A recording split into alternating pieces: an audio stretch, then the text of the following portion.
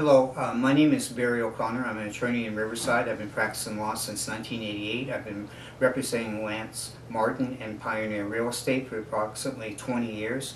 I represented Lance many times when he was in court, and what I mainly do is evictions, and I do law relating to evictions. Hopefully you'll never have to see me in court, and if you have a good property manager like Lance, you probably won't see much at all with me unless something happens to your client where they've lost their job and they cannot afford to pay the rent. Most evictions are based on a 3-day notice to pay rent or quit, and what happens in an eviction process is that a 3-day notice is served on your tenants. If they don't pay the rent within 3 days, then we'll go ahead and file an unlawful detainer action against them. Normally an unlawful detainer action costs somewhere between $650 and $1,000 depending on what type of action the tenant takes to try to stay in your property. The best protection you can have for an unlawful detainer is to have a good property manager who screens your tenants well, finds out if there's previous evictions, finds out from their previous landlords what type of tenants they were, and checks their background as far as their jobs go. And you don't want to go through the eviction process because we do have some tenants that are able to stay in property by 3 or 4 months when they file bankruptcies, when they file answers, when they do discovery, and etc.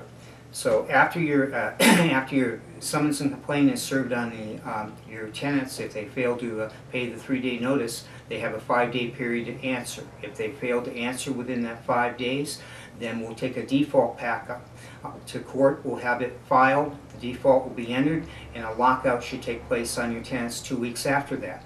If they do file an answer, then what happens is the matter gets set for trial. That gets set 2 weeks out. We have a trial. Then approximately 2 weeks after that, you get a lockout. But in the meantime, your tenant can file such things as a third-party claim. They can file demurs. They can file a motion to strike, and they can file bankruptcy. And when we have some tenants, sometimes they file a removal action to federal court. That is why it's very important to have a good property manager who is handling your property.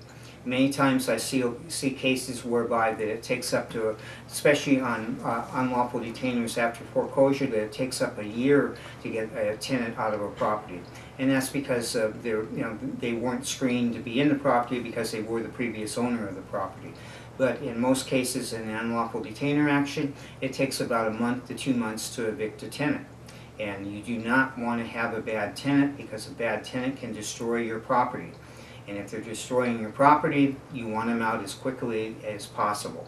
And you also want to get them out as amenable as possible too, so that in the eviction process that you're not harassing them and they're not harassing you, so it doesn't run up the attorney's fees and they're not that mad at you when they move out.